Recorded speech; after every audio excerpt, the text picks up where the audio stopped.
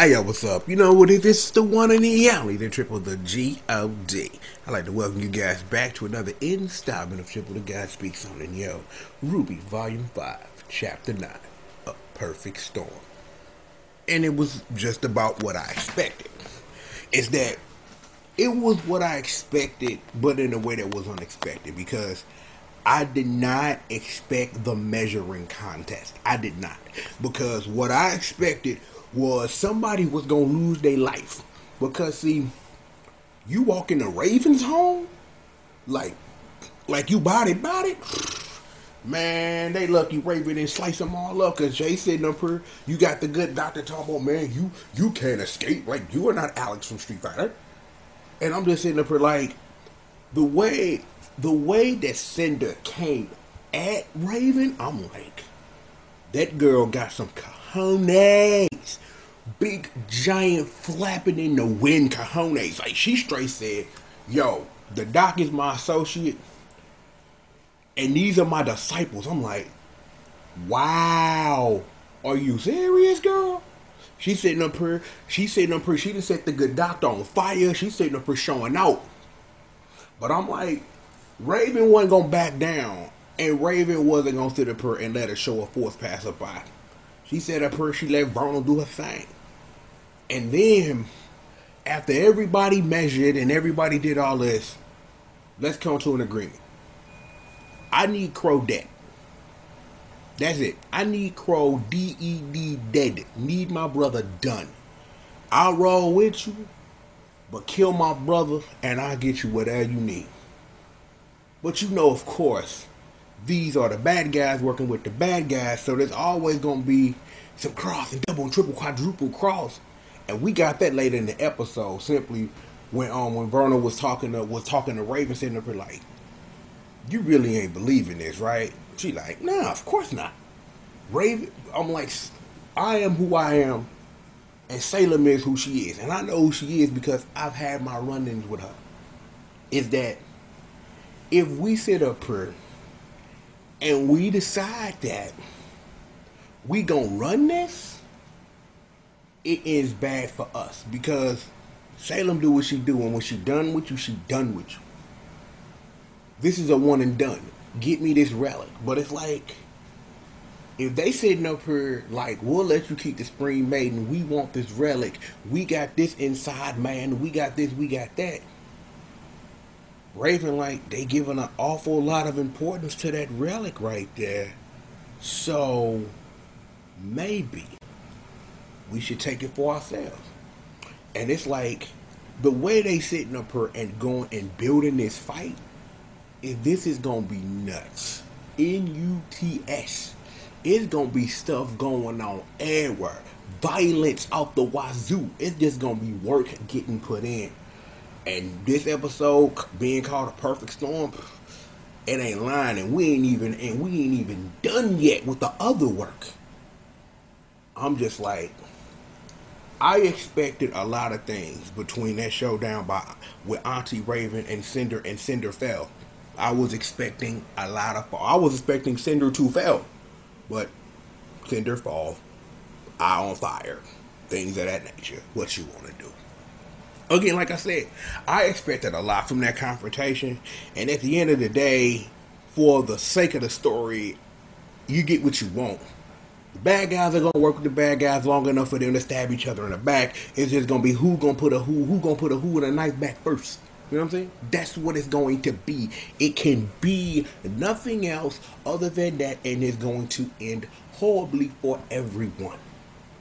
Betrayals for everyone. RWBY! That is a throwback to Cubic's Robot for Everyone if you don't know your homework.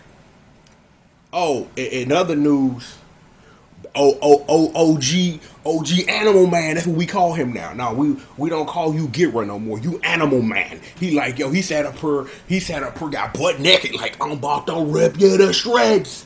And the work was getting put in, and it was like, yo, Corsac and Finnick had him on the ropes, and then that hot tag came into the rest of the Shield. Okay, no. Seriously, yeah. Well, you know what, technically you could say, what? Seth Rollins and Dean Ambrose hopped through a window, and by Seth Rollins, because let me see. Blake would be Seth Rollins, and Son would be Dean Ambrose. Like, no more, like, Blake, for real, you got Garrett, that's Roman Reigns. Like, right now, he done got butt naked, finna rip through the part, and he mad over. You got Seth Rollins, who burn it down. And then you got Son, he talk too much. You know, that's Dean Ambrose. That's Dean Ambrose. I don't believe we talking about the Shield right now. But the Shield came through and they put in work and they told Seth Rollins, go save moms. Like, yo, we finna see what this boy Son finna put in this work, dog. So that next episode, it's finna be some work. However, Blake hasn't ended yet, though.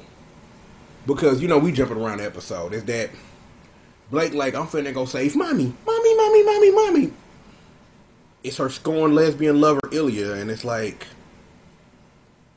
I've been coming up with ship names still. Chameleon pussy, copycat.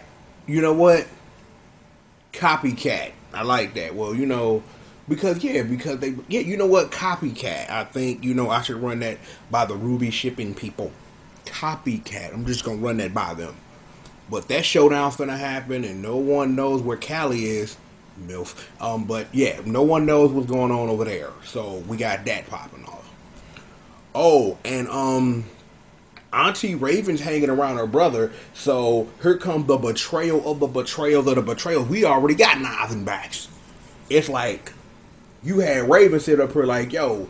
Raven had Ronald sit up here, yo, put in them Grand Theft Auto 4, and you getting too close. Like, I remember this when I was in Russia. I'm like had her on a sneak mission. Like, what you know, they over here in the ship, they spend the night. What you want to do? Let them stay there.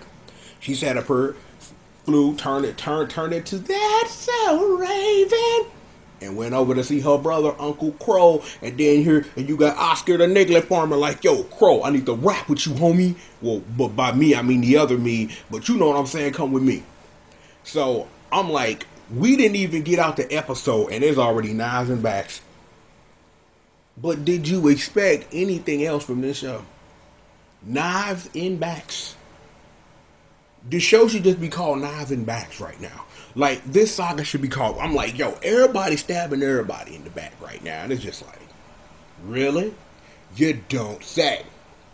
But I'm like, this was a great episode. Because, again, like I said at the beginning, I had 50 million possible ways that a meeting between Auntie Raven and Cinder, I'm thick, that could have gone. That could have gone a whole bunch of ways. But it went exactly how I thought it was. It's like, I'm going to be for real. You got two alpha females. Two alphas. Straight up. I'm like, Verno doesn't count in that because, you know what I'm saying, she taking orders. But I'm like, Cinder been an alpha from the jump. Like, that girl is a beast. And she don't play. She do not play that nonsense. And I'm not going to even sit up here and pretend that it is what it is. Because it is that indeed. I'm like, and you got Auntie That's a Raven. You know, she an OG dog. She ain't, it ain't nothing you can't do in the world of Remnant that lady ain't seen. So you ain't sitting up here getting too much over on her. That's just what it is. Period. That's just what it's going to be. So, in instances in and thereof, that was everything I expected to be. Two alpha females meeting and like, yo, temporary truce, pinky swear, I'm going to stab you in the back. That's what it is. So, the day is coming. I'm like, yo, any day now. Adam, I done killed the last two people, the last two leaders of the White Fang. Set up her putting out Merc orders. He about to go put in the Merc order. You got Blake over here on Menagerie sitting up here trying to fight for her life against her scorned lesbian lover. I'm like, her daddy and her alleged technical, maybe not so boyfriend are finna sit up here and have a tag team match against Corsac and Fennec. I'm like, you got the squadron over there at Haven sitting up here they in the loop, but they not in the loop, but they in the loop. And you know, you got Uncle Crow, and you know, you got Ozpin, and you got Oscar the Niglet Farmer sitting up here doing Oscar the Niglet Farmer things. So it's just stuff going on right now. It's just stuff.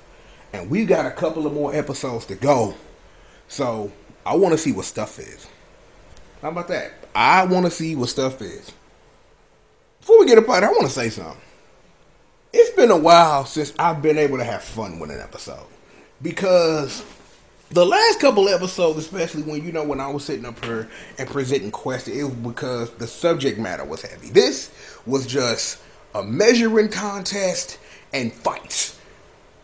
Measuring contests and fights. And you really can't put a price tag on that. Just lovely. Just lovely. Like, if we did the camera thing go out, actually had production values, I would have that Emperor's New Groove gift where it just goes. Like that. Because, see, the only character I remember from Emperor's New Groove is Cusco. Because he's the only character I remember. Cusco! What's his name? Cusco! Look. No. Look. Scat, skitter, skabobble. Go get out of here, man. It's Monday. Plenty of work coming. But I got you. Stay tuned. If you ain't already watched all the Street Fighter stuff, that is Street Fighter. That's up. Things are happening. Stay tuned. Got you. The one and the only, the triple the G.O.D. I'd like to thank you for joining me for another installment of Triple the Guy Speaks On. We've had a nice chance to talk about RWBY and measuring contests. And what's his name? Cusco! Cusco. Get up out of here. The one and the only triple the G.O.D. Live on CGRF TV. And I'd like to thank you for joining me for another installment of Triple the Guy Speaks On.